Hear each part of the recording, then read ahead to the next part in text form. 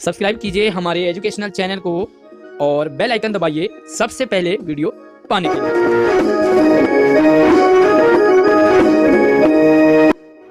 प्यारे बच्चों, आज की वीडियो होने वाली है आपके लिए महत्वपूर्ण, क्योंकि हम बात करने वाले आज व्यावहारिक व्याकरण के इंपॉर्टेंट क्वेश्चन आंसर। जी हाँ, व्याकरण में आपके पास इस बार सीबीएसई 10th बोर्ड 2020 और 21 में किस टाइप के आपके पास सवाल आएंगे और उनके आप क्या आंसर होंगे, विद आंसर आपको यहाँ पर मिलने वाला है। आप अपनी प्रैक्टिस कर पाओगे। साथ में बदला पैटर्न, सीबीएसई ने इस बार बहुत चेंज किया अपने पैटर्न में, तो बदले पैटर्न के अकॉर्डिंग सवाल होंगे, साथ में उनके आंसर भी होंगे, तो आप अपने आप को टेस्ट कर पाओगे इस वीडियो को देखने के बाद। पूरी वीडियो ध्यान से जरूर देखिए। स्वागत है आप सभी का हमारे एजुकेशनल चैनल में। वीडियो को अभी लाइक कर दीजिए, कम से कम 100 लाइक तो इस बार होने चाहिए, क्योंकि वीडियो आपके लिए बहुत इंपॉर्टेंट है। हम ग्रामर पार्ट को छोड़ देते हैं, जो कि हमारे पास बहुत इजीली आंसर हमारे मार्क्स मिल जाते हैं। तो चलिए आज की वीडियो में हम शुरू करते हैं, और ये रहेगा हमारे लिए तीसरे प्रश्न से, यानी कि जो तीसरा सवाल है वो इस तरह से आएगा।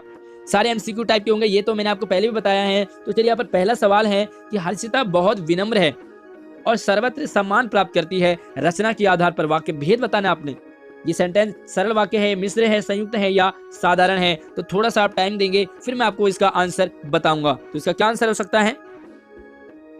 तो प्यारे बच्चों, इसका आंसर है संयुक्त वाक्य। ये संयुक्त वाक्य है क्योंकि यहाँ पर और जुड़ गया है। किसी भी सवाल में आपको अगर डाउट रहे तो आप मुझसे सवाल जरूर पूछ सकते हैं वीडियो के कमेंट बॉक्स में। और दूसरा सवाल है कि निम्नलिखित में से मिश्र वाक्य कौन सा है? 4 आपको ऑप्शन मिलेंगे, चारों में से आपने मिश्र वाक्य को पता करना है। मैंने एक वृद्ध की सहायता की, जो विद्यार्थी परिश्रमी होते हैं वह अवश्य सफल होता है। अध्यापिका ने अवनिका की प्रशंसा की तथा उसका उत्साह बढ़ाया, या नवाब साहब ने संगति के लिए उत्साह नहीं दिखाया। मिश्र वाक्य की अपनी पहचान करनी है, तो कौन सा होगा इसमें से?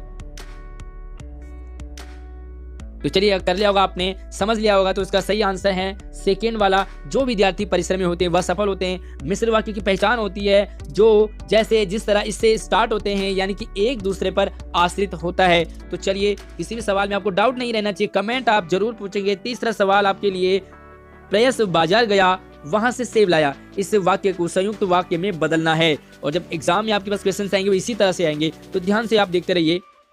प्रेयस बाजार गया और वहां से सेब लाया। प्रेयस सेब लाया जब वह बाजार गया। प्रेयस बाजार जाकर सेब लाया, या प्रेयस बाजार गया तो वहां से सेब लाया। तो इसमें हमने संयुक्त वाक्य में से बदलना है, कौन सा होगा सही उत्तर? थोड़ा सा आपने टाइम देना है, उसके बाद मैं आपको सही उत्तर इसका जरूर बताऊंगा। तो इसका सही उत्तर है पहला वाला, प्रेयस बाजार गया और सेब लाया। तो संयुक्त वाक्य में कंजक्शन वर्ड होते हैं, उनसे जुड़ा होता है। अगर आपको संयुक्त वाक्य पढ़ने हैं तो आपको लिंक मिल जाएगा वीडियो के डिस्क्रिप्शन में। आप संयुक्त वाक्य यानी कि वाक्य की पहचान कैसे करेंगे वीडियो देख सकते हैं। चौथा सवाल है, जो वीर होते हैं वे रणभूमि में अपनी वीरता का प्रदर्शन करते हैं। यहाँ पर रेखांकित वाक्य है जो वीर होते हैं। ये किस टाइप का उपवाक्य है? संज्ञा आश्रित, सर्वनाम आश्रित, क्रिया विशेषण आश्रित या विशेषण आश्रित? तो ये है आपका यस, विशेषण आश्रित है, क्योंकि यहाँ पर देखो वीरता की बात कर रहे हैं, यानी कि विशेषता बता रहे हैं। तो सबसे चौथा वाला इसका आंसर सही होगा।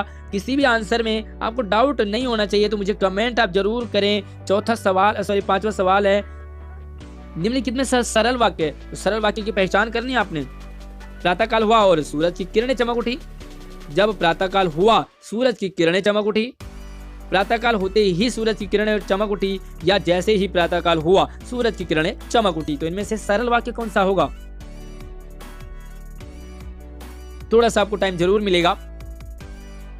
तो इसका सरल वाक्य है, सही आंसर है प्रातःकाल होते ही सूरज की किरणें चमक उठी, यानी कि थर्ड ऑप्शन। देखो यहाँ पर ही शब्द इस तरह से हमने जोड़ना होता है जब हम सरल में बदलते हैं। अगला सवाल है आपके पास, चौथा सवाल, यानी कि अगला सवाल है, और यहाँ पर आपको क्या करना है? वाच्य। तो पहला आपका वाक्य के अकॉर्डिंग था, चौथा वाच्य के अकॉर्डिंग है। इस वाक्य का वाच्य लिखिए। अशोक ने मिस्र को शांति का संदेश दिया। कर्म है, भाव है, कर्तरी है या करण वाच्य है? तो कौन सा वाच्य है आप चेक कीजिए थोड़ा सा। यस, तो बिल्कुल सही समझे। अगर आपने सही समझा है, अपने आंसर भी टोटल करते रहिए, कितने आंसर आए आपके सबसे लास्ट में मुझे बताएंगे। तो इसका सही आंसर है कर्तृवाच्य।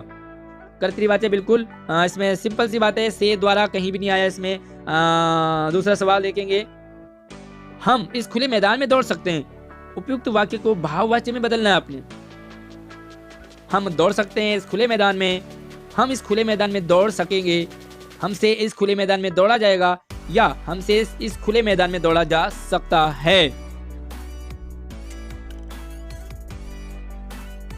तो इसका सही आंसर है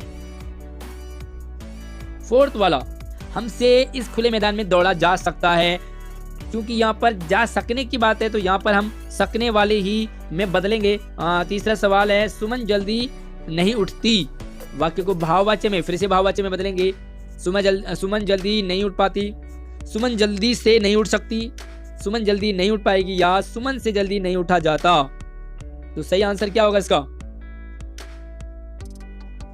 यस, बिल्कुल इसका भी फोर्थ आंसर सही है। सुमन से जल्दी उठा नहीं जाता, क्योंकि ये प्रेजेंट टेंस है, यहाँ पर भी प्रेजेंट टेंस की ही फीलिंग आपको आनी चाहिए। तो यहाँ पर ये भी रूल होते हैं इसके पहचान करने के। वीडियो आपको लिंक में डिस्क्रिप्शन में मिल जाएगा, आप पूरा वीडियो देख सकते हैं, वाक्य भी पढ़ सकते हैं। चौथा सवाल है, निम्नलिखित वाक्यों में कर्तृवाच्य वाला छांटना है। तो चारों में से कर्तृवाचक कौन सा है? तो आप पढ़ लीजिए इन चारों को। तो इसका सही उत्तर है, नेताजी ने देश के लिए अपना सब कुछ त्याग दिया। तो सबसे लास्ट वाला इसका सही आंसर है। पांचवे के देखते हैं, कौन सा भाववाच्य वाला सही विकल्प नहीं है। यानी कि इसमें बाकी सारे भाववाच्य हैं, एक नहीं है, इनमें से 3 भाववाच्य वाले हैं। तो कौन सा इसका सही आंसर है पांचवे का?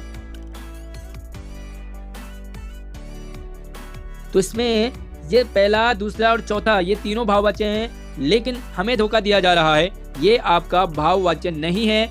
पांचवा सवाल है आपके लिए, और ये रहेगा आपके लिए पद परिचय पर। सूरदास ने सूरसागर की रचना की, रेखांकित का पद परिचय। तो सूरदास का पद परिचय करना आपने, तो पढ़ लीजिए, क्योंकि मुझे पढ़ने में टाइम लग रहा है, इसलिए आप पढ़ लीजिए और इसका सही आंसर आप बताइए कौन सा हो सकता है।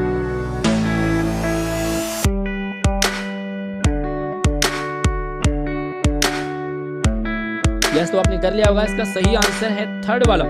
देखो आपने कुछ तो यहाँ पर डिलीट कर देने। देखो सूरदास क्या है, जातिवाचक नहीं है, तो जातिवाचक वाले ऑप्शन को तो सीधा ही कट कर दीजिए। क्लियर है? अब बच्चा दूसरा और तीसरा। तो देखो दूसरे में क्या है, संबंध कारक नहीं है, क्योंकि यहाँ पर कर्ता कारक है, सूरदास ने। तो आपका थर्ड वाला ऑप्शन बिल्कुल सही है। जो आपका दूसरा सवाल है, नित्य घूमने जाता है, वह नित्य घूमने जाता है, नित्य यानी कि रोज। उसका सही आंसर होगा, ऑप्शन देख लीजिए आप, पहला है गुणवाचक विशेषण, सॉरी नित्य में आप चेक कर लीजिए, तो मैं आंसर इसको बता दूंगा आपको।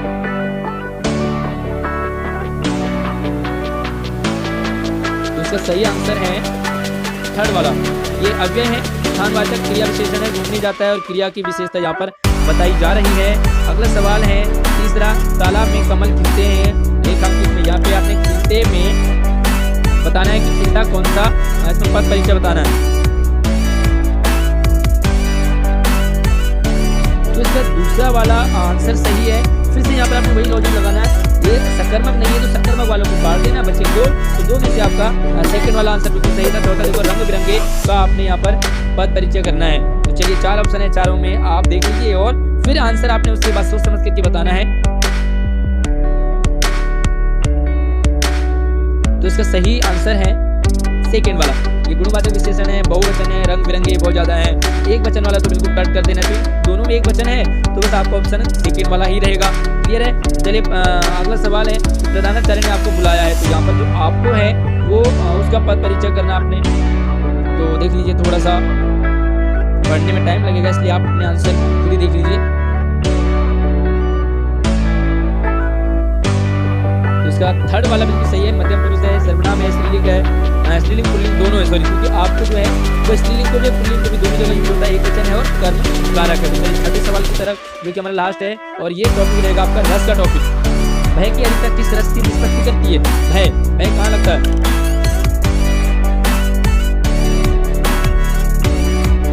तो भय आपको लगेगा भयानक में, जहाँ पर कोई भयानक चीज देखेंगे तो उसका थर्ड ऑप्शन सही है। अगला, निर्वेद किस रस में स्थायी भाव है? शांत, करुण, हास्य और श्रृंगार। तो निर्वेद स्थायी भाव में शांतोपि नवमो रसा, इसका आंसर है शांत रस, पहला ऑप्शन। तीसरा है, तनकर भाला यूं बोल उठा, राणा मुझको विश्राम न दे, मुझको बैरी से हृदय क्षोभ, तू तनिक मुझे आराम न दे। ये किस रस का एग्जाम्पल है? रस बताना आपने, इसमें कौन सा रस है? यस, इसमें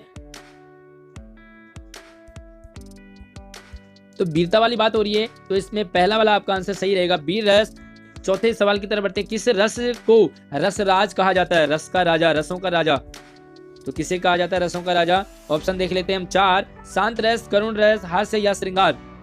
तो रसों का राजा है या श्रृंगार है? रसों के राजा श्रृंगार, यानी कि श्रृंगार ही तो रस है। सबको प्रेम चाहिए, है ना, तो प्रेम के बिना कुछ भी नहीं है। 5वां सवाल है आपके लिए, विभत्स रस का स्थायी भाव क्या है? विभत्स, तो स्थायी भाव भी आपने याद करने हैं। विभत्स का है आपका उत्साह, शोक, जुगुप्सा या हास।